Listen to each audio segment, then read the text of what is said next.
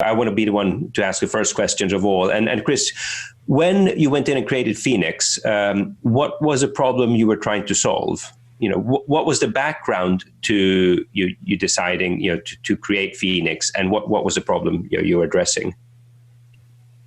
Yeah, so I'll answer that, but real quick, I do want to say, Francesco, I just want to thank you because, yeah, Erlang Factory was my very first conference talk. I thought it would be my first and last, but that really launched my career because, like you said, Dave Thomas was there. That's what led to the Metaprogramming Elixir book. So just a long, interesting series of steps followed that first talk. So thank you for for taking a chance on a new speaker there. So I don't know if I've ever thanked you personally for that. But yeah, so what led me to start Phoenix? I was trying to essentially just do real-time connections with Ruby and with Rails. And I was kind of making it work, passively work, but not effectively work where I would want to put it into client projects. So the more and more requirements coming out of, you know, the modern web where we want to add chat, we want to add, you know, real-time updates to a dashboard. And that was just either requiring external dependencies or requiring these like gymnastic hoops you had to jump through just to get something to barely work. So that's really what caused me to look around, and it was the need for real-time communication within the web.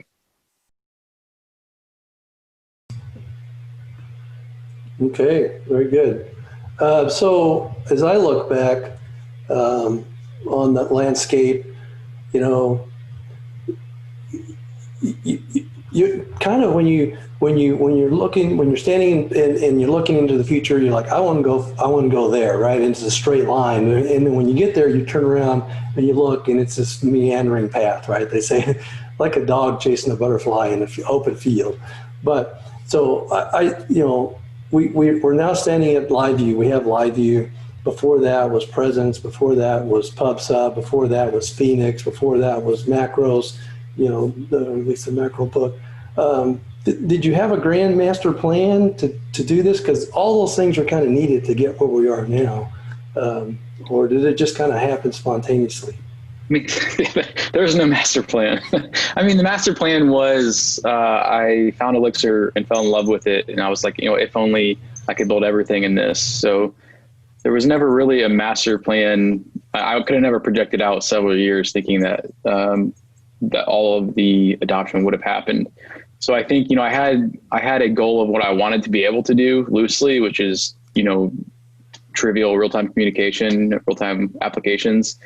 But yeah, I couldn't have projected out where we're at today. So I'd say it's kind of somewhere in the middle there, but it started as like a hobby passion project and just kind of organically went from there.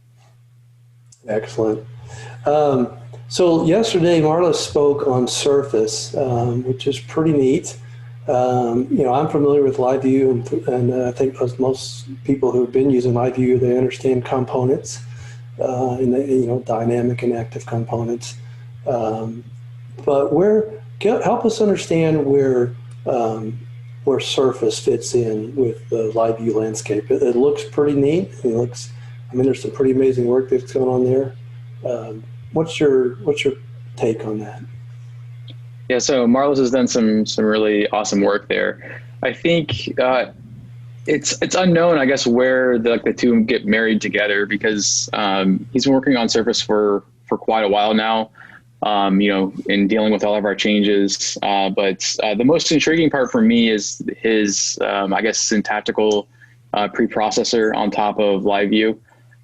So I'm really interested in, and like I said, I'm not making any promises here, but one of the neatest options is just the ability to do this pre-process step and guarantee valid HTML, guarantee compile time constraints, like you have an assigned that you're referencing, and you can ensure that was there. So you know at compile time, basically, if the code is correct or not.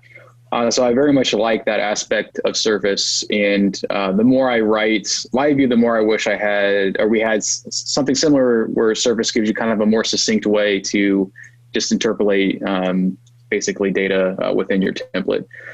So there are so we've talked, the Phoenix team has talked a lot about basically borrowing at least portions of Surface. The only risk there is some of the LiveView templating becomes necessarily more restrictive. So there's a lot you can do now in your template because it's just concatenating strings of HTML. We're not HTML aware. So you can do things in the middle of an HTML tag that's totally valid today that would become invalid if we were to adopt the Surface route. So I think that there are definitely ways we can marry some of that work together. It's just we're taking baby steps first. So it remains to be seen how far we approach each other. But the cool thing is Marlis has been able to continue all of that interesting work just on top of our building blocks. So I think we'll continue to see Surface evolve, and he'll continue to solve those problems. And then once we are happy with where we're at feature set wise, then if there's nothing else to do, so to speak, we can start looking at some of these neat ideas. So we'll see. So the Surface sorry, Jim, could I please encourage you all to turn on your cameras? Chris can actually see you, and it's so much easier for speakers of any, giving any presentation, to actually see friendly faces instead of their own. Thanks. Yeah, thank you. So the Surface fit more in with like a dynamic component, or just more like a function call? If I'm taking it just from a LiveView perspective, what I'm trying to figure out what it's injecting. Do I think of it more like, oh, here's a dynamic component, or is it just like a function call injection rendering code? Yeah, I mean, Marlis he can correct me. So, I don't know if he's on the call or not, but essentially I consider it at its core to be like the pre-processing layer on top of your LiveEx template. So like I said, it gives you the compile time guarantees. It gives you the much nicer syntax, more succinct syntax. And then it does also support, like, your components are more React style or Vue style, where the tag itself, it's more into the templating model versus like a live component call.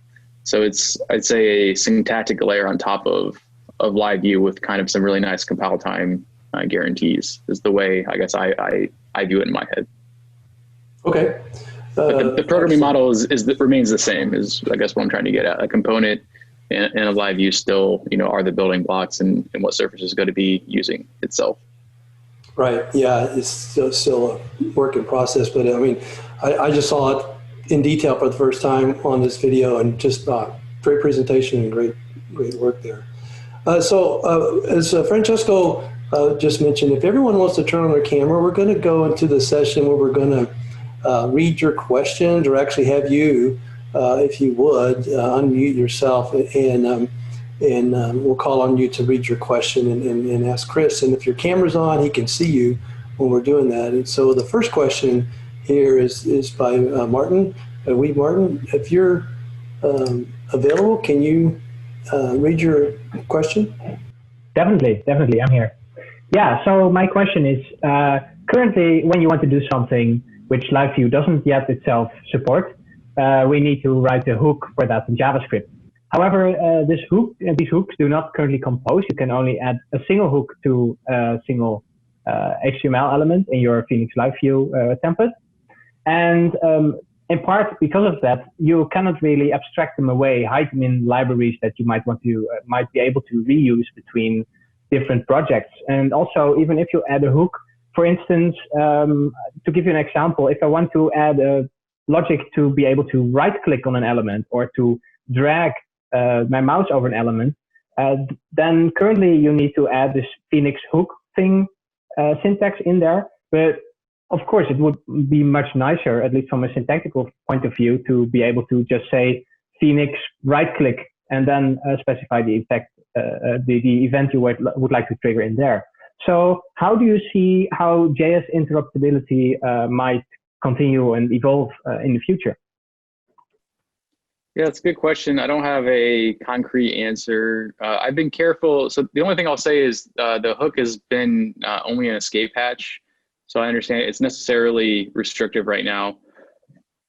We could definitely do more there, but the DOM patching model, we have to own the show right now, and we've gradually added small bits of interoperability. So if you're following the release cycle, we now let you hook into the actual DOM patches. So I do think that there's more we can do there, but we're taking baby steps because the goal is to not create a JavaScript framework. So the goal would be to create the minimal escape hash necessary to allow you to do kind of what you're describing, which is like composability, I think is the biggest thing right now, where you could probably, the hook model allows you to do most things, but if you wanted to apply 2 hooks to an HTML element, you essentially have to call them, within themselves.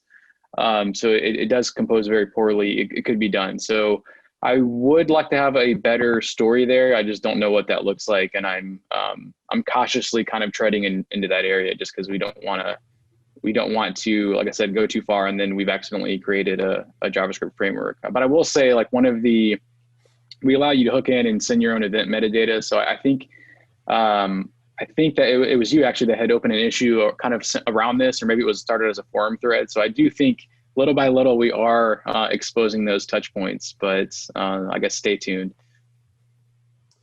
All right, is that good, Martin? All right, our next question is by Armenio. Hope I'm saying that right. Are you here? Yes, I'm here. So my question is a better way to manage these interactions your components isolate when you use LiveView in one template, because this week I saw a presentation in Meetup, and someone tried to use registry to identify which kind of the node you want template for LiveView to interact and update your components and so on. Yeah, so is this, so we have the send update primitive, but I'm not sure if you might be talking about like message isolation. So I guess you can correct me if I'm wrong, but I do, currently there is one thing that basically composes poorly or doesn't, you have to do work to do, is if you want a component to react to any kind of messaging, or if you want to subscribe to some other process or some pub subsystem, all of that traffic goes to the parent LiveView, because the parent LiveView is really the only real process. So there are currently, as far as doing an update that's process-based, does require this hoop that you have to go back to the parent and then do a send update back to the component. That may be what you're referring to.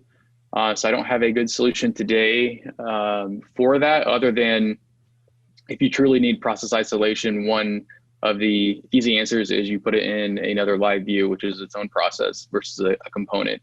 So so it really depends here. I'm not sure if that's maybe touching on what you're getting at, but I do think as far as isolation goes, components are great for receiving data, and you can have a parent with any number of children, and you just do a send update to update an individual component. So you get that isolated updates until you want to step out into the, I guess, process messaging coming into the parent. And in that case, you either have to proxy them from the parent, or you have to write another child LiveView. So does that answer your question? Yes, maybe I will try your suggestions. Thanks. Okay. And then, one thing I just want to, I'll carry on in that. One option, there are certainly ways that we could automate this, but they get pretty hairy really quickly. So one thing I've always thought about is being able to, essentially in the parent LiveView, we could have a catch-all for a handle info, and then we could try to match any component that we currently are tracking and call like basically pseudo proxy to component handle infos of messages. But then you get into this, it gets really tricky, because you could have multiple components then eagerly matching on messaging, and the parent LiveView subscribes to some pattern, and suddenly now a component's invoking code. So I think there are ways that you could look at this and say, oh, it wouldn't be that hard to make this just work, but it also gets pretty complicated really quickly. So I'd love to explore that, but yeah, I'm not sure how we can do that and make it work well, I guess, as a general solution. All right, thank you.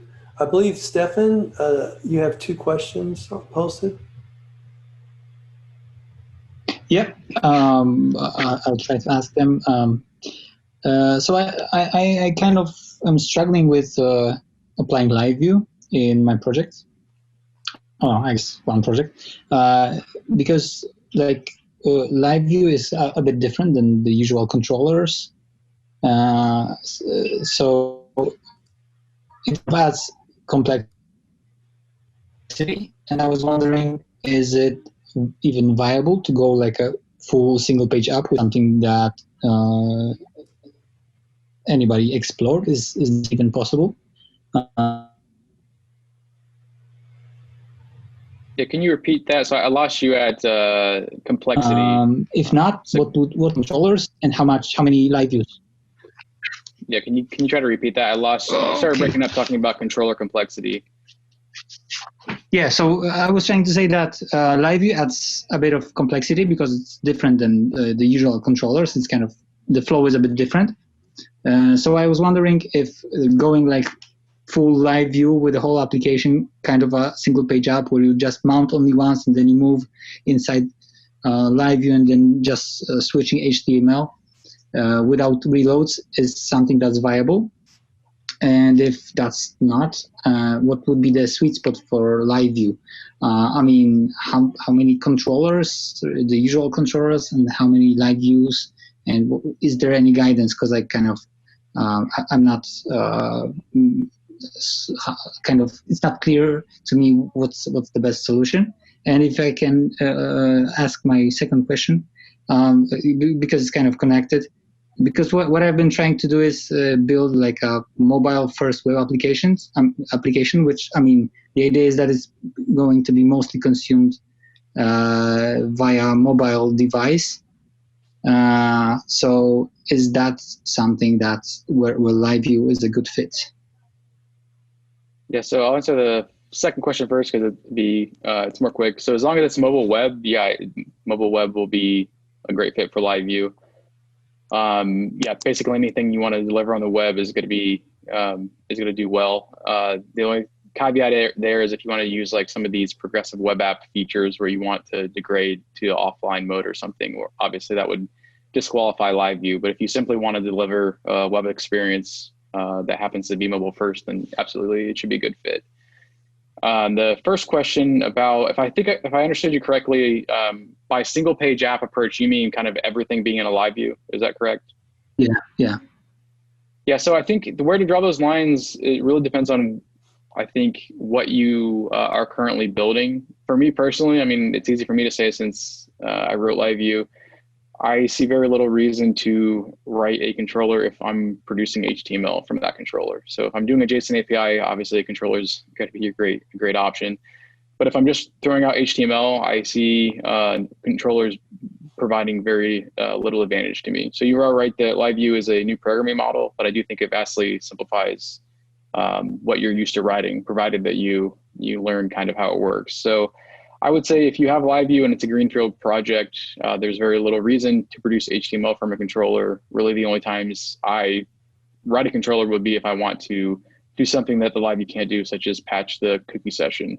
So if I wanted to do user sign in, I'll be actually posting it into a controller to write the cookie, and then I'm redirecting back to another route that has, it's all LiveView based. So for me, it's LiveView all the way. You're welcome to mix and match though. So it's not like you're going to run into any issues, but for me, like the moment I want to provide user interaction on some feature on some part of the page, if it's a LiveView, I just write a few lines of code and I'm done, versus putting it all in the controller and then having to refactor that. So I would go the LiveView route if you already have it in your app and you're comfortable using it. Cool, thanks a lot. So if I may, some of the things I heard on that question though as well, Chris, is like, I think Stefan might have been asking, can you put everything in a single, was it good a design practice to put everything in a single LiveView, or should you have other LiveView sessions? Maybe that wasn't a question, but that's kind of what I heard from this. Thanks for bringing this up. What from my own experience is you can do those live patches really quick.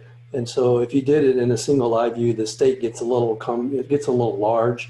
So it's not a problem to break it up and just switch from one LiveView to another LiveView. It's really fast. Would you concur with that, Chris? Yeah, I mean, it follows.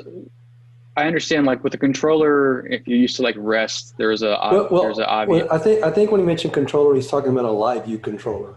right? Okay. Well, so I think in general, though, I think I understand what the question, like in a controller, it's very easy if you're using like REST, where you're like, okay, I need to do this other thing that's going to be in some other controller versus throwing like 100 handle events in a LiveView.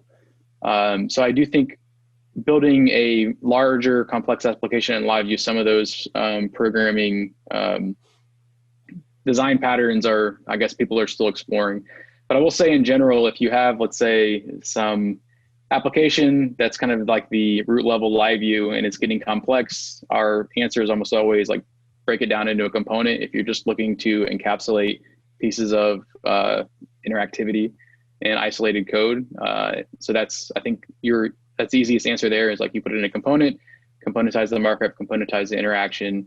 And then if you get into, well, I want this to be able to crash and not take the app down, or I want to be able to receive messages. So if you want process isolation, then it's the obvious answer to put it in a nested child LiveView, which again is going to give you the isolation there and the encapsulated code. So I think if you can answer, do I need process isolation? Then it's either component or nested LiveView, and standard rules apply when I think breaking the code down. So if you have really gnarly handle events that are having multiple concerns, it's a natural process there to break that down.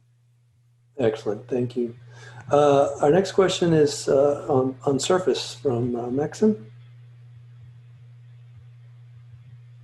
Are you here? He asks, why is the Surface library not included to core Phoenix LiveView like an option to write components? And I think you kind of answered that. I think I answered that, but I see Marlis is here. So Marlis can feel free to chime in. Yeah, I think I touched on that earlier, but Marlis and I and Jose, we're all in communication. So for months and months, we've been discussing Surface. So I think, our goal is basically Marlis will do some things that I didn't think were possible on top of LiveView. And then when he runs into issues, we figure out how do we provide the building blocks to make what he's trying to do possible. So I think if anything, Surface is helping drive better design on the LiveView side. So we're opening up things to make what Surface is doing better. And I think, like I said, I'm definitely intrigued by a lot of that Marlis has done, especially around the preprocessor and just the component syntax and so basically when I look at Surface and I look at a big thing of EEX, I definitely have a little bit of envy there. So I think that the answer on why it's not in core is it's just one, it's a lot to take on, right? We're still trying to, I think we've come a long way, but initially we were still trying to prove out the programming model, and there was a lot of lower level things that the Phoenix team had to focus on. And it was great because Marlis was able to go off and explore these other things that we didn't have time for. So I think as time goes on, we'll see how we can marry that work together, but it's not in core just simply because it was just too much to do at once. But it's nice that Marlis has been able to continue that, and we didn't have to, just put that off until the end of time. So you can use Surface today and absolutely check it out. Excellent, thank you. Next question is from Claudio, and I think there's some others that have asked similar questions. Claudio, are you here?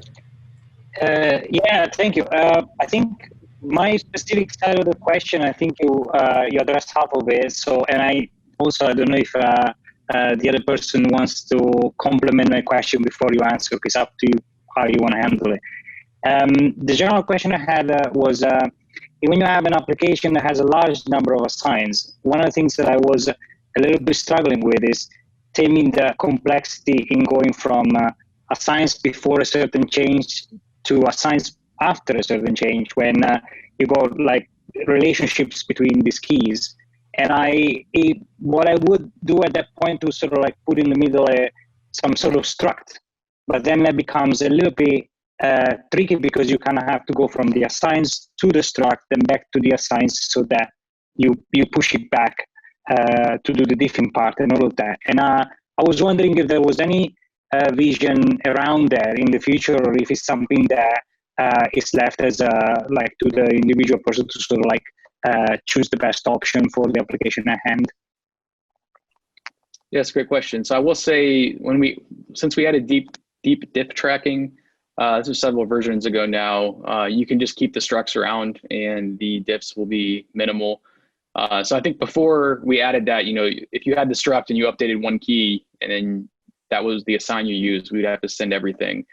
So it was definitely, you had to do this dance of putting in the struct, put it back into assigns. So now that's no longer the case. So you can just use structs wherever you want. And if you do, user.name in the template, we're going to be able to compute the nested key.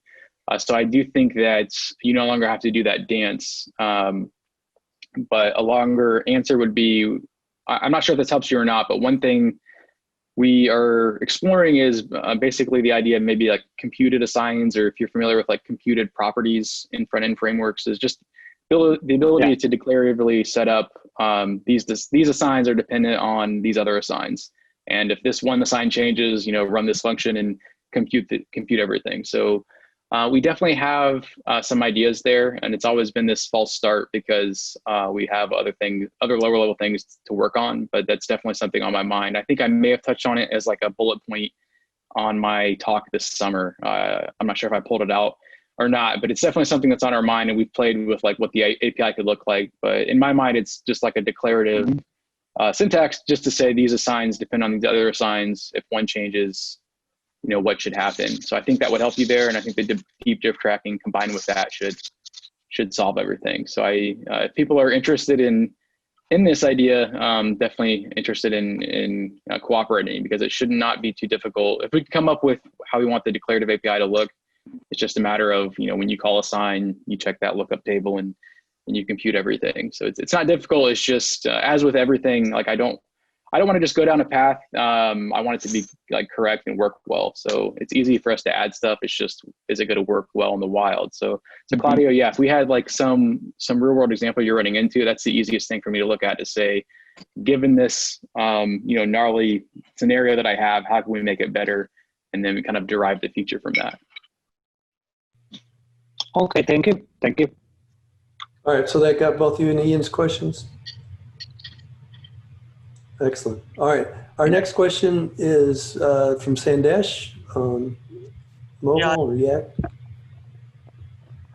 Yeah. So when Phoenix was there, I never imagined there will be something like LiveView where we write code in Elixir and front end is generated. Now, is it possible to create mobile apps? I know this can be a foolish question, but yeah. So native mobile apps. Yeah, kind of hybrid, like React is there and we have React Native. Similarly, is if making some small change in the Phoenix app, we already have the routes and everything in place. If something with small change, we can also create mobile app. This is out of just imagination. Yeah. I think, a WebView would just work, right? But you mean more like, one thing, so I don't do iOS at all, but one thing, there is a Phoenix channel Objective-C and Swift client. So one thing with the DockYard team, we just have had discussions. So there's no code, and I don't even know if it would be a workable model. But we've said, like, with the Swift UI, Swift UI has like the declarative UI is a new API on iOS, and we toyed around with like, could like your LiveView produce like something that Swift UI could take and then compile down into a UI. So I think like there maybe could be something there, but then that gets extremely difficult because now you have like server code coupled to client code, and those client apps are compiled. So so I think there might be something there, but there's a lot of gaps to figure out if it would even be a viable like programming model. Okay, thanks. All right, thank you. Our next question is from David on Mix. Is David here? Yeah, I'm here. I was just, there was a question in relation to what is the process that goes into the design of the general make new templates when you create a project? What's the process that goes into deciding what that static asset would look like? Yeah, I guess from the Phoenix team's perspective, you mean like how did we come up, or what decisions from our side go into what that looks like? Okay, yeah, exactly. From the Phoenix, I forgot it's a Phoenix, new user framework. Yeah, this is a good question. I mean, okay, I actually have a good answer for this. I was going to say it's just because we want it to look like that.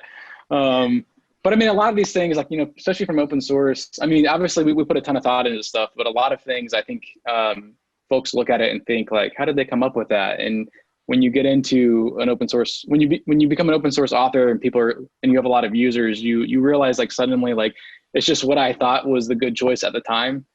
And that's what I went with.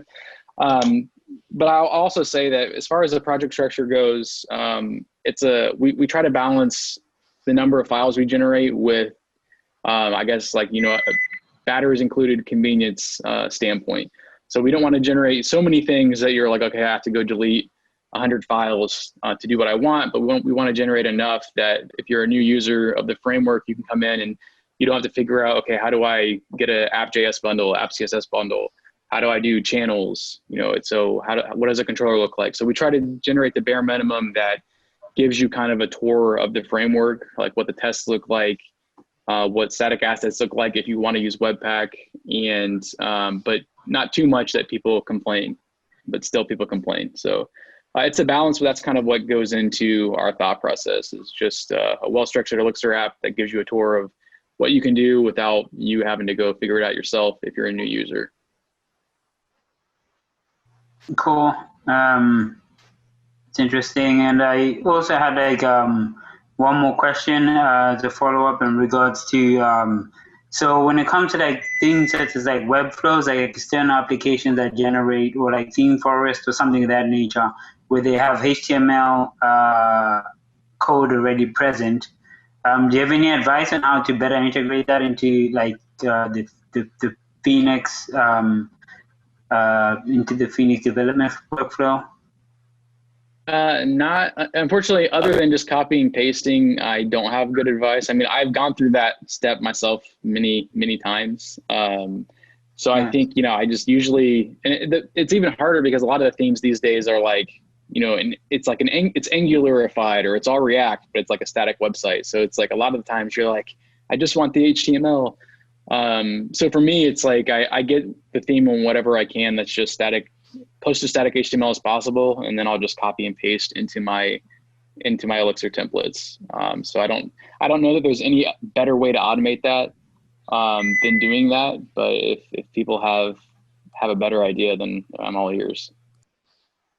Yeah, I think it's the same way for me as well. The only problem that I found was that the format tends to look a bit strange afterwards, because when you try then just copy and pasting it and putting in like the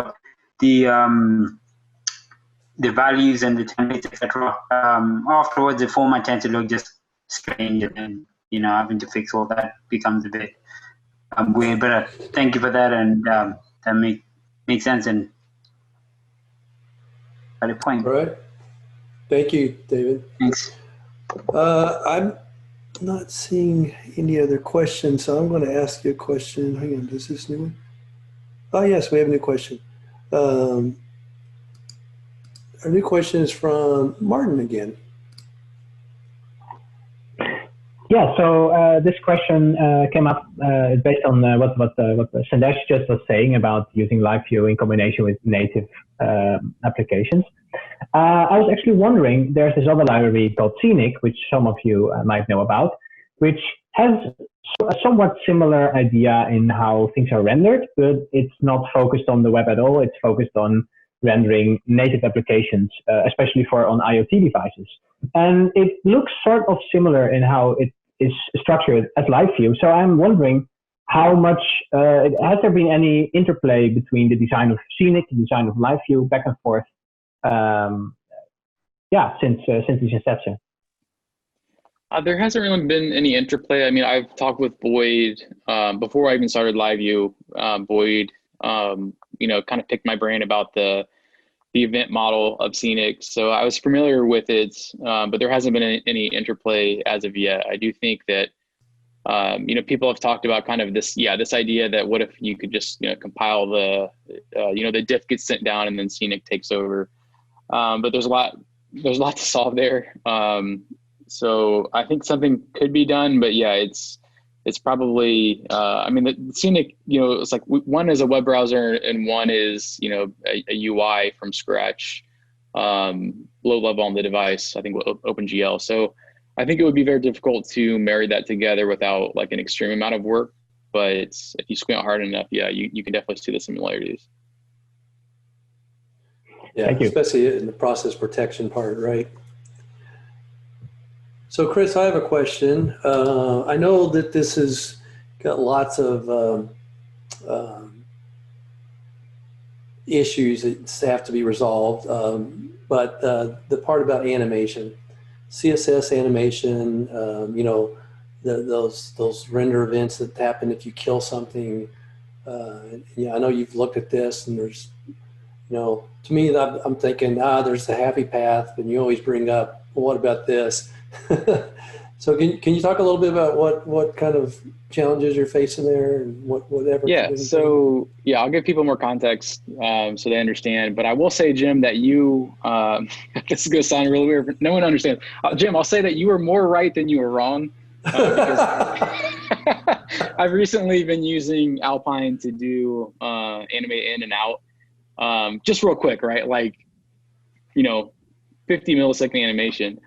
So you're more right than you're wrong, but the context here is LiveView animations, they work until you try to remove an element. So Jim has for a long time been asking me about how he would best do animations, and I've always told him that he has to be careful, because if you patch the DOM, like the server sends an event that patches the DOM while you're animating with CSS, we will patch that container, and then your animation will immediately stop.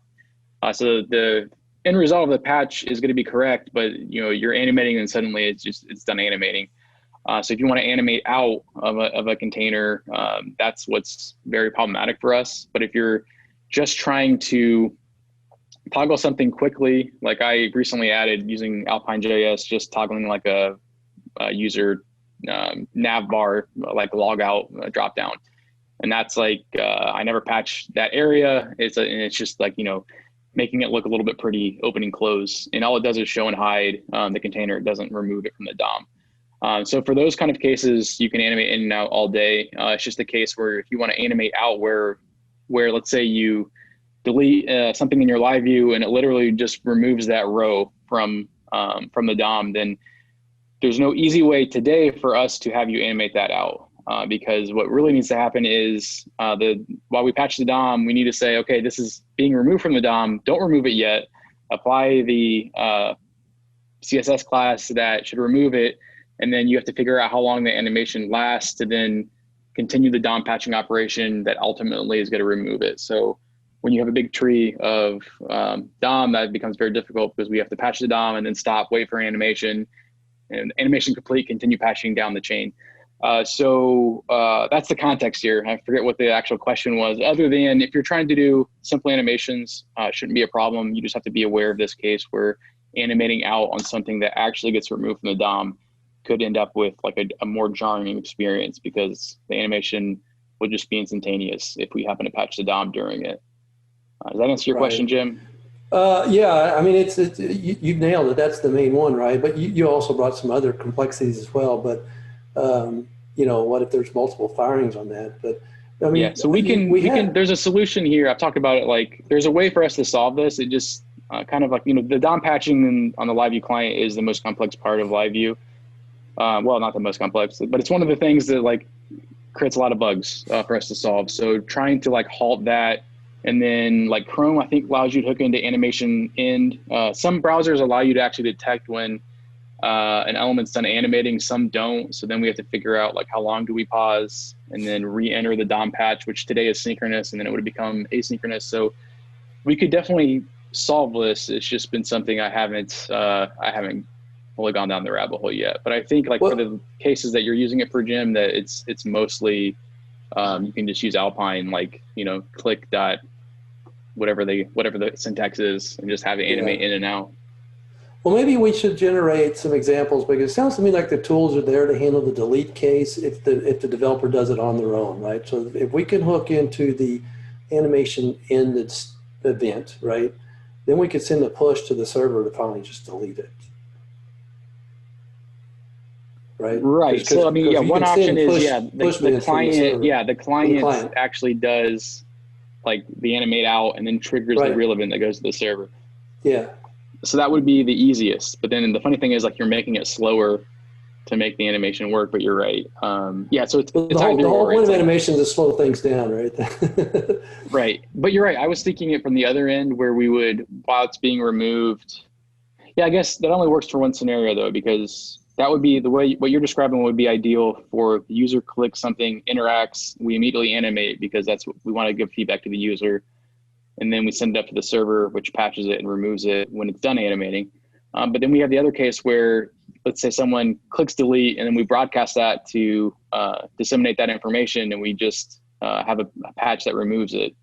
So for people that didn't interact with the DOM, they never started that delete and it would be immediately removed. So I think we would have to do both.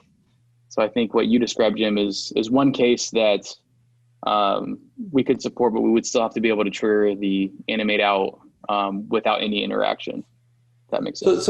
So my motivation in this is I can almost tell when I'm on a LiveView app now, right? And they're usually pretty snappy. And one of the dead giveaways is in progress, which I'm not a real fan of. But I saw you can use whatever you want. The other day that they customized the in progress animation. It looked a little better. I'm like, I don't know what they did, but I want to figure out how they did that because it looked better. But you know, when you're trying to sell something, and it seems to me like everyone wants to have some nice JavaScript interaction, and I'm just trying to get that. I think Patrick Thompson's done a great job of explaining a lot of this stuff with LiveView and to get that. And it's nice to get it out of the, for the most part, I've got it out of the box with Alpine, right? It's just the one case about the deletes. But yeah, so I mean, LiveView, we've got the responsiveness, we've got the easy way to develop interactivity, but we just need a little bit of a little icing on that cake there. So, Sandesh, you has another question for us? Yes, I had asked questions in community few weeks back, and one of the feedback was: is it possible to have LiveView and GraphQL integration? Consumption of GraphQL API via LiveView would be really cool. I don't know if this is feasible. It looks to me it looks long chain adding an extra chain, but this was the question. It works. So it's a pretty cool idea, and you can absolutely just do it today. So the interesting thing is, I talked about GraphQL years ago now. It was in Austin, one of the earlier ElixirConfs. And that was before Absinthe was created. So my talk was what inspired Ben Wilson and Bruce to write Absinthe.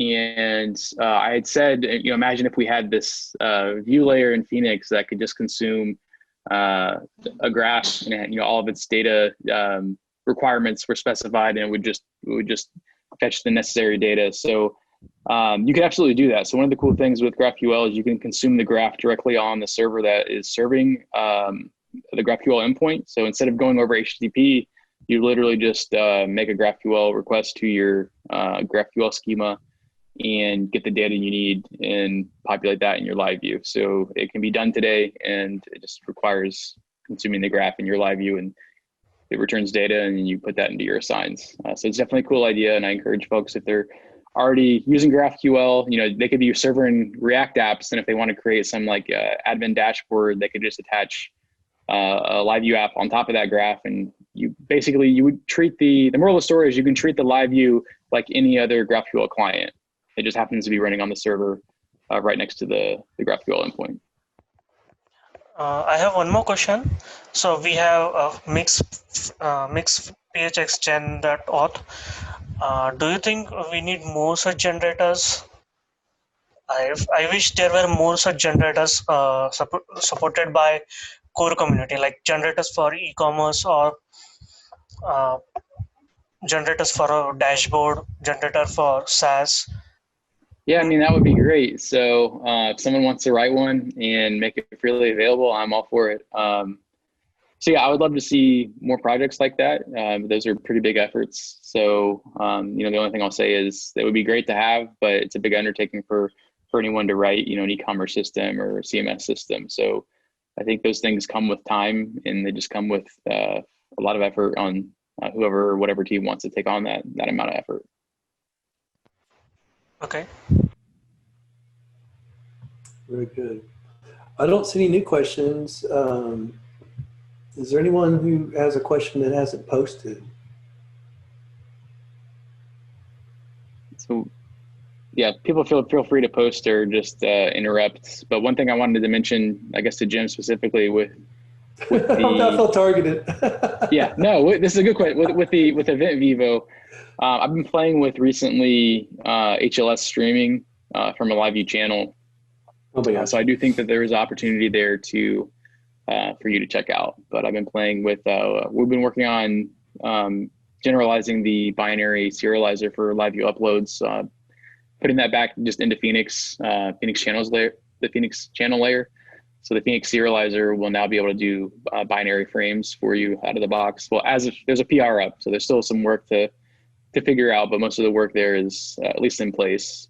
So this would allow like the client to send up binary frames, and then you could just transcode that into like an HLS stream and essentially do what kind of you were doing for Event Vivo, where you just have your web player consume the HLS stream, and behind the scenes there's a 10 lines of channel code that's getting those blobs on the wire and then passing them off to a FFmpeg or whatever. So definitely something to keep an eye out if you're in the video space. Yeah, that sounds great. Let's talk about that. I've got like literally 80 tabs open on Webrtc and HLS. And well, yeah, and it's a quagmire, and yeah, there's a reason Mux exists as well. So there's like, it's easy to do like very simple things, but if you want to like, depending on the quality of video and storing the video and putting in different formats, it's just, it's crazy. So it's definitely a rabbit hole. Yeah, it's a lot of fun. I've been playing in space. I'm going to try to release something here, and I don't know if I'll get to it in this month, but kind of like your little 15-minute video, except it's going to be a little conference system that takes like 4 to 6 people. So awesome. With Webrtc? Yeah. Oh, cool. Yeah, LiveView and Webrtc, they'll just really set example for people to see. So yeah, if we can play with something with what you've got on that pull request, that'd be awesome too. So because if we did, then we'd have something that the general populace doesn't have, right? So anyone can do Webrtc, and all the examples are in JavaScript right now. It would be nice to have something with LiveView. Yeah, I guess what we can't do right now, though, on Beam is act as a Webrtc peer, as far as I'm aware. At least anything open source. Like if you want to send the traffic through the server itself, which I think is like the most stable way to do. Basically, it's Webrtc centralized. You don't have the peer-to-peer, but it's much more broadly supportive. And as far as I'm aware, there's nothing that the Beam. You're talking about on the client side or the server side? On the server side. Well, I think you could run it through FFmpeg, right? Or there's open. Well, I mean, like MCUs out there. Yeah, I think I've just barely started looking into this. I'm aware we can only do like signaling of Webrtc peers, but we can't actually do like forwarding where the server is a peer and then basically acts as a central hub to everyone else, which I guess gets around a lot of the networking issues. But I just started looking into that, and it's like way more complicated than I thought. But it seems like the Janus project that a lot of people use, it doesn't seem like Beam has an equivalent yet. We can do the signaling, but we can't do the act as a peer and consume the stream and forward it to all the other peers, if that makes sense. I would think we should be able to do that. But. It's like to trivialize it. It's like, yeah, of course we could do that, but I haven't seen any project that is available. I think there are some commercial projects in Erlang that can do it, but nothing that's open source to my knowledge. Okay. I always wonder in terms of a bit off topic a little bit, but I always wonder as to how did you come up with the name Phoenix for the application, and what was the process behind actually naming the framework? Yeah, so naming, like I had to have a cool name before I could really work on it effectively. So that was like one of the first things. So it's really like the Greek mythology around it. Well, so first it has to have like badass logo potential.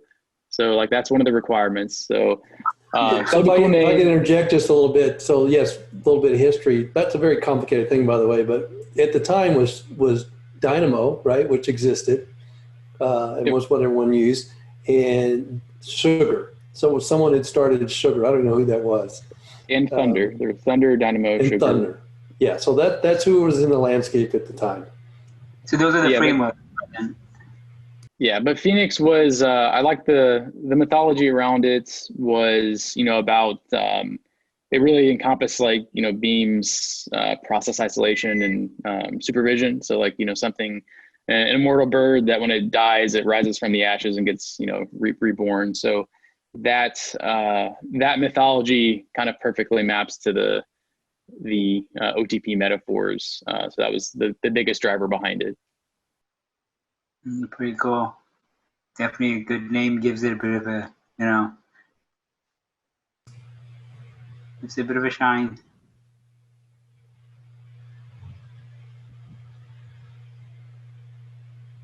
It's a great name. Yeah.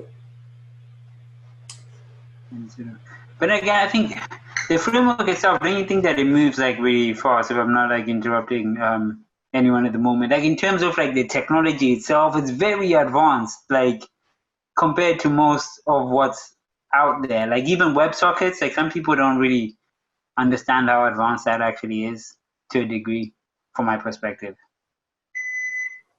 No, so, I mean, you're right. By the way, so Chris can't tell you all these things, but he wrote all that WebSocket code back in the day in JavaScript, and that just floored me. I mean, he was everybody. It's amazing. I wrote some client code, but I got to take advantage of Cowboy WebSockets. So like a lot of that was done for us on the server. It was just creating a layer to make it trivial to do on the client and server. But yeah, David, you're right in that. I guess that rationale resonates with me because that's coming from Ruby. Like all these things I wanted to do, like these quote unquote advanced things, like they should be easy, but they weren't easy. And one example is just like the LiveView uploads is, it's taken us several years to get there, but we're able to do things that you couldn't even think about doing on other platforms. And that's what excites me the most. So being able to send, binary blobs up a WebSocket and process the byte stream chunk by chunk and do something with that and have that be like a few lines of code for you to write, to me is like super advanced, but it becomes like just trivial for the end user. So those kinds of things are what excite me the most and kind of what drew me, the promise of those kind of things are what drew me into the platform. Like the Erlang folks have been doing that for years and years and years. And it's just like, oh my gosh, I want a piece of that. Chris, what was your project that you were trying, the very first, in 2014, I think you gave a talk and you showed us the code. You had a name for it and a website for this WebSocket thing or whatever. It may not even WebSocket on Rails. Oh yeah, it was the sync library. And you have a URL, right? There is just like a GitHub page for it. And I did a screencast.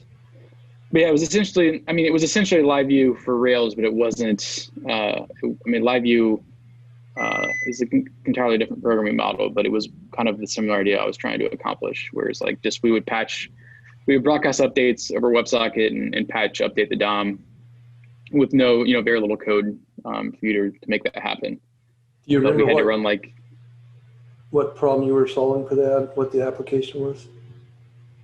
Yeah, it was just real-time updates, right?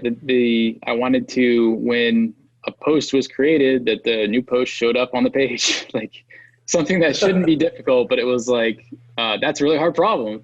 If you don't have WebSockets, or you have to pull the server, or you have to write an entire single-page app and pull the server, or if in Ruby you're rarely going to use WebSockets. I know Rails added Action Cable. But to make it all work, we had to run an event loop thread. So we had to use like an event loop that if you block the event loop, block the entire server. So it was just this really fragile pile of code to make it work. Like sometimes that thread would die. There'd be no supervision, so to speak. So the thread just goes away, and you try to call you try to broadcast an event, it just goes into the abyss. So every time I broadcast an event, I had to check if the thread was actually alive. If it wasn't alive, then it must have died, then restart it. So it's like this crazy amount of complexity to get to work. But it was essentially trying to do this idea of real-time updates without having to write JavaScript. Cool. I have a question.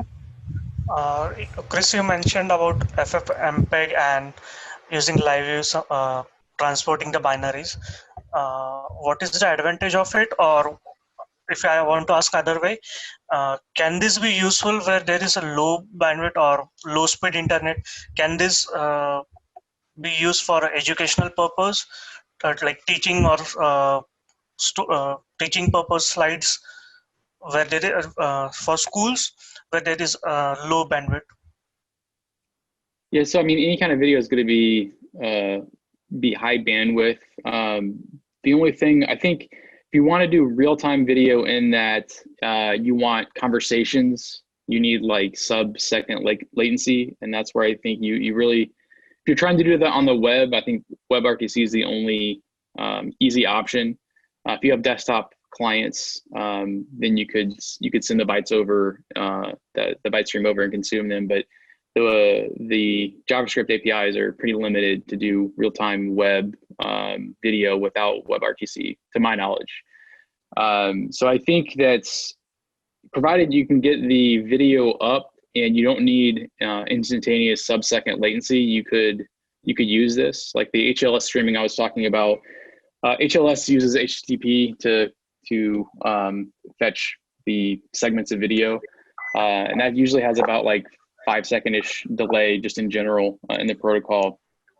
So provided you can, have a instructor live, quote unquote, live streaming a class with no need to actually talk, like we're talking right now, then it would absolutely work. And you could have, real-time chat alongside that for student interaction. So kind of what Jim and I were talking about with HLS streaming would be good for like 1-to many streaming, where you have a live event and it's just one broadcaster. Like Twitch is one example. I think Twitch uses HLS, but Twitch is a good example. You've got one streamer and a ton of people watching the stream. You can chat with them in real time, but you can't actually hold a video conversation.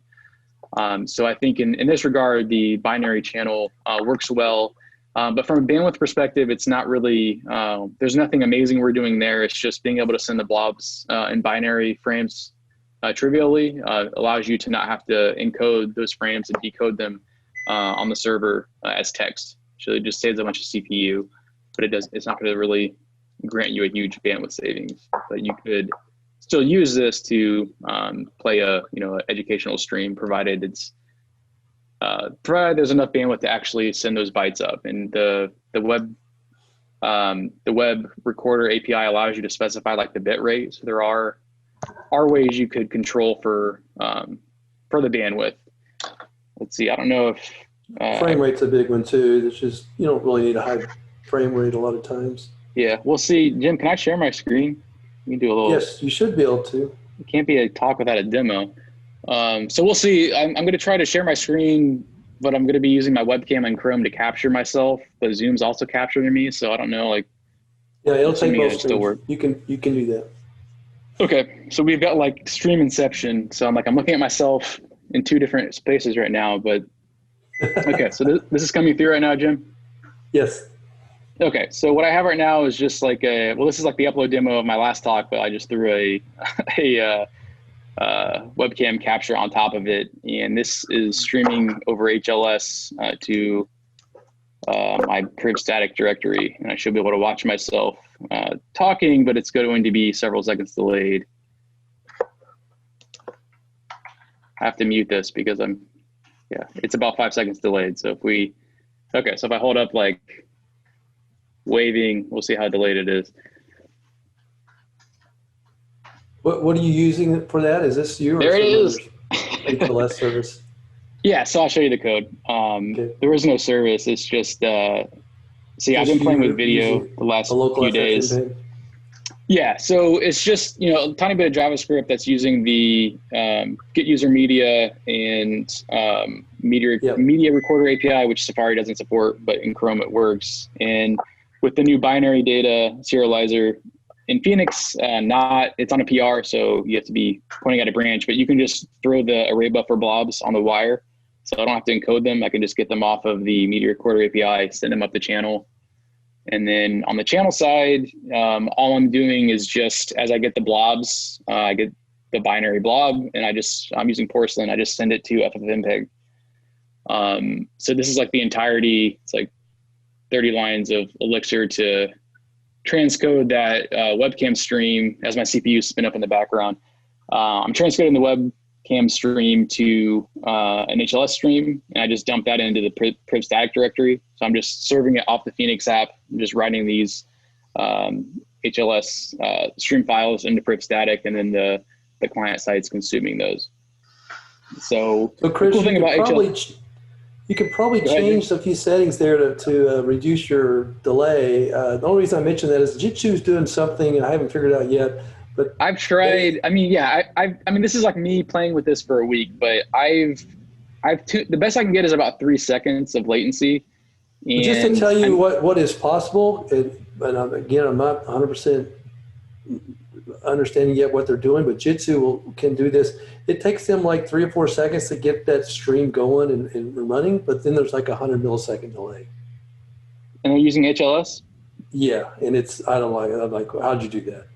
Okay, so there's about 3 seconds right there. So there's low latency HLS, which I've only just started looking into. But a lot of this you can use by your packet size, and you can dial that in. It'll reduce your quality, but you could say, hey. Gotcha. Yeah, so we'll have to, we should pair on that, Jim, because I've been playing a lot with video, making use of that new binary feature. So the nice thing is, like I said, Jim's like, I could use this. This is great stuff because no one's done this. No one's doing this that I know of. Well, and the cool thing with HLS, like I said, it doesn't work for real-time communication, but live events, it's perfect. And you just put it in front of CDN and you get your fan out scalability for free, right? Like I don't have to go take this file that I put on disk and fan it out myself. You just put a CDN host name in front of it, right? And since HLS is HTTP based, Cloudflare is just going to serve that. So all those HTTP chunks, we can see if you check out my priv static directory, there's all these files that are being generated.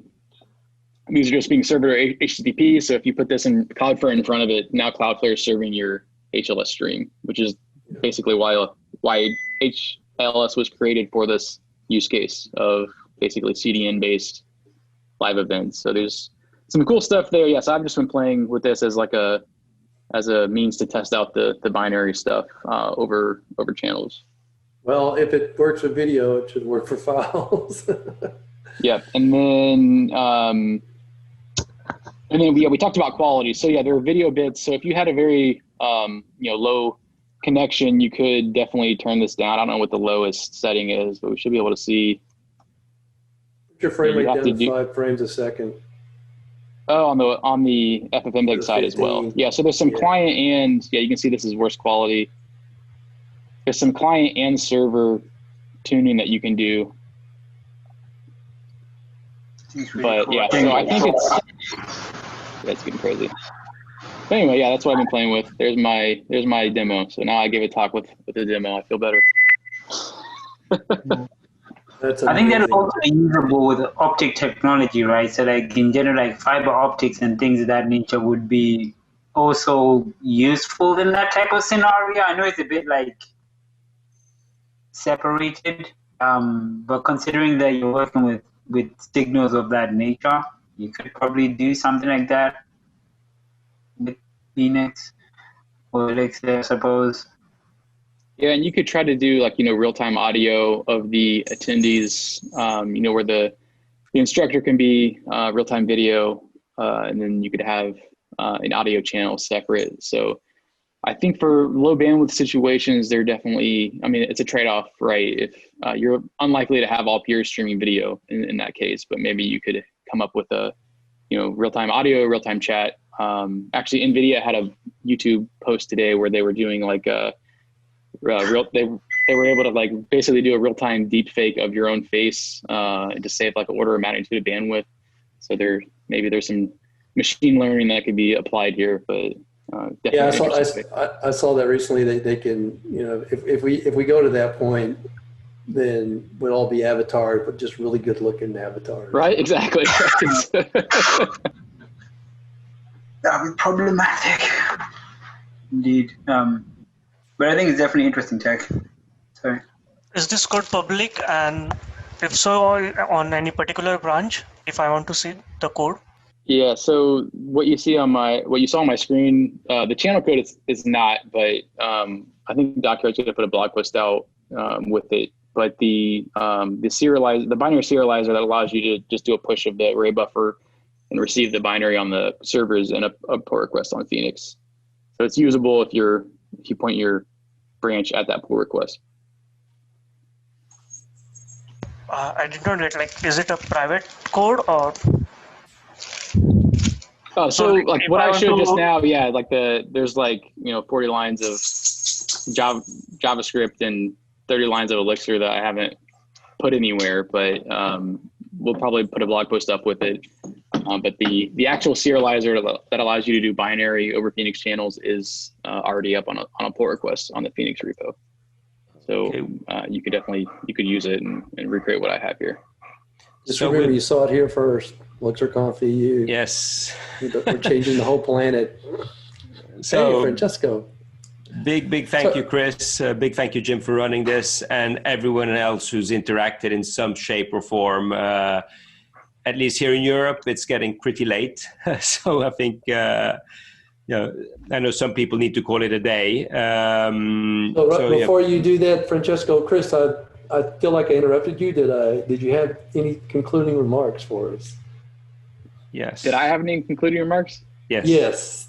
No, I just, I got that demo in. So that's really what that binary stuff, it's just been extracted from Phoenix LiveView, and that's kind of what I've been working on for the last several weeks. It's just generalizing that, but that's it. So keep an eye out on the Phoenix repo. Well, thank you for your time. It was really appreciative. I think everyone got our questions answered, and it was really good to get some insights from the creator of all this. Okay. So, well, I think, from us at CodeSync, and, this is the fourth major kind of virtual event, which we're running. And, whilst I think we all agree they're not the same as in-person conferences, I'm really beginning to appreciate all of the benefits which we can achieve, whilst expanding the community, and doing so, whilst reducing our impact on the environment. I think we've had speakers and attendees from Asia, Africa, the whole of Europe and the Americas, and amazing speakers and attendees as that. So, Jim, you said you don't remember much of the first ElixirConf. I have to say, today, I think we're very, very lucky to have an amazing team. So you and I don't need to run around. They're the ones doing all of the running around and recording it on Strava as they go along. So hope you were able to catch some of the few talks today. Yes, there were some really good talks. This conference, it's amazing just amazing the amount of talent that we have in this community. That's what I opened up with this morning, but it doesn't hurt reminding it.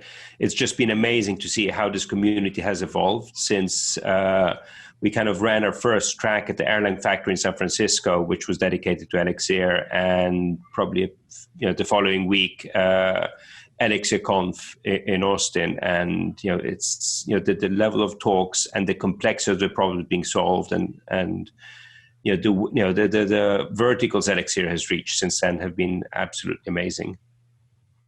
Yeah.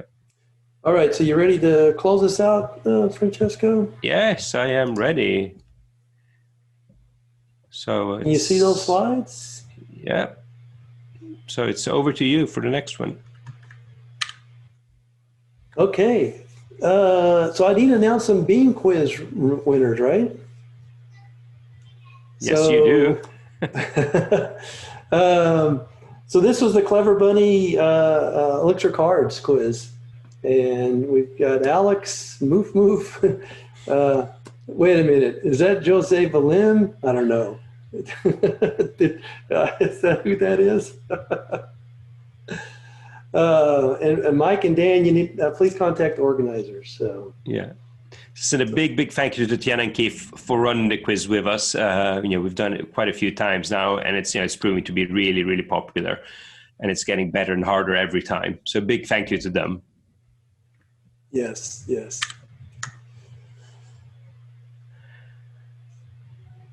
I believe this is you, Francesco. Yes. Passport competition. It is the passport competition. So, believe me, that box does exist. I've actually posted pictures of it on the Wove app, even though it doesn't look exactly like that. For those of you who've gone in and visited our sponsors, we've got Andre, Clive, Hubert, Emiliano, and Kanmani Sullivan. Oh my, okay, I completely screwed that one up. Apologies for that. But we'll be very, very, very in touch. We'll be very much in touch and get your really, really cool gifts and giveaways very soon. And believe me, I know what's in that box. There's really cool stuff in it. Yeah, I've seen that. That's awesome. You'll like it.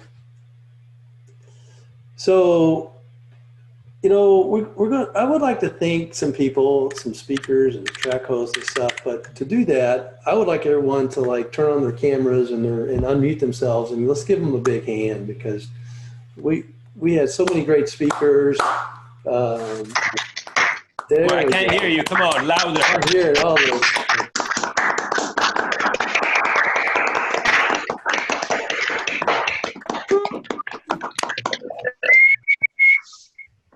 Look at that, all 100 of us. So anyway, that's fantastic to have so many speakers, and it's a big work from our track hosts and our sponsors. Let me get this back. So can we see that now? Yep. We're back, okay. Our track hosts, we had some volunteers. I don't have the names here, sorry, but and then most of all the attendees. I know it takes a lot of effort. There's good content here, but for I think the attendees are more than just attendees. They're contributors to the community. They support the community. They support the language, and it's just a great collaboration effort to improve everyone's lives through the advancement of Elixir and these technologies. This is the third virtual event, Jim, in 2 months. So and we're way over 350. That's really, really amazing. Oh yeah, thanks for mentioning that. That's fantastic. Yeah. To have that many people for a virtual event, it's really great. And this is our second conference this year, really, for ElixirConf EU, because we got hit. The original conference was in April, and we got hit with the pandemic, and we didn't think people could wait that long. So this is actually this is part 2, I guess, or part B of ElixirConf EU 2020. And whilst most of you have not seen it because they've not always had the camera on, we'd had John, Basha, the 2 Evas, and Anthony working around the clock and running around on our behalf, addressing issues, glitches, chasing speakers, tweeting, updating the schedules, helping attendees who couldn't log on, and chasing Jimmy and all of the track hosts, making sure we're all punctual and on time. Extinguishing fires while they're still manageable. You might have noticed maybe a slight delay into getting into a room or a minor glitch. What you did not notice probably is the panic, which sometimes happens when these things happen. But yeah, they've kept their cool, and behind the scenes have been resolving everything. Big thank you to them. Let's really hear it. You rock. They're the dream team. Woo! And one thing I've always said, I've been saying it for 20 years, community is very much also about sustainability. And we wouldn't be able to do it without our sponsors and exhibitors. So a big thank you to them for supporting ElixirConf EU Virtual. We've got Duffel, which is a global sponsor, and they're out on a mission to unravel travel. So simplifying systems and building the tools which will make the future of travel effortless. We've got DN Simple and Klarna. They've been a diversity and inclusion sponsors. Klarna is one of the largest privately owned fintech companies who love the Beam, and they'll provide seamless online payment solutions. And I really hope, it's the first time they're sponsoring ElixirConf, so I really hope you got the chance to get to know them better. And we also have platinum sponsors, Prima.it. Prima.it are one of the fastest growing tech companies in Italy, aiming to innovate the insurance market using cutting edge technologies. One of these cutting edge technologies is the Beam. It is Elixir. And I just wanted to add that I think they've closed the largest VC funding round ever closed in Italy. So, a big applause to them. I think we'll be hearing a lot more about them. I do know, they're in the process of opening a London office. So, the Americas, I'm sure, comes next. We've got our gold sponsors and exhibitors. So Flyin, Ascenti, Mux, BlockFi, Clockner, Codus 51, Forza Football, Airline Solutions, App Unite, Clever Cloud, and Coin Gaming. Let's hear it for them. Followed by our silver sponsors, App Signal, Get Scientists, Codice Plastico, that's Italian, you've got to sing it, Telenix, Pleroma, and SimPlabs. And I think we've got lots of amazing media sponsors, which have helped us get the word out and, helped us, make everyone know, make it known, that we're happening and that we're going on. They've also provided a lot of great presence and, support for this event. Geek Music at its best, Dylan Beat and the Line Breakers. Make sure, you subscribe to the YouTube channel, and you'll be hearing much more of them. Jim, over to you. Oh, so we're going to give away some tickets. Sorry, I don't have the text books in front as of well. me. Yes, that's the one I wanted to mention was the book. So we're giving away 7 Elixir books from O'Reilly. Remind me about the link for that. I believe that was in your email, correct? That is correct. It should be coming, but there should also be a link or an email with a link on the reviews or surveys. If you could fill that out, let us know how we did. You can comment on the speakers and give them some feedback, which they always appreciate. So, our next conference will be Code Mesh, and even there we've got an amazing lineup of speakers. We've got, the dates are November 5th and 6th. We've got Cynthia Solomon. She's the creator of Logo, the programming language for children. We've got David Turner, so the creator of Miranda and one of the fathers of functional programming. Martin Odersky, the creator of Scala. And just confirmed yesterday, Turing Award winner Leslie Lamport. We also have some really, really amazing tutorials which will make your heads hurt and teach you something new. So it's November 5th and 6th. You can find more about it on the CodeSync website. It's called Code Mesh. We've got one date suited, which is for the EU and Europe, Africa and Asia, and we've got one day in a very friendly Pacific time zone. So, and also in March of next year, we'll be running a Code Beam in a very Pacific friendly time zone. So, stay tuned. The call for talks for that will be opening very, very soon. So, Jim, anything Excellent. From your end? Yeah. Well, so we have a ElixirConf EU next year already planned. Absolutely. And that's on the 15th and 16th of April, if you want to mark your calendars. And right now it's planned for back at the Warsaw Hilton. And we hope to be able to do that.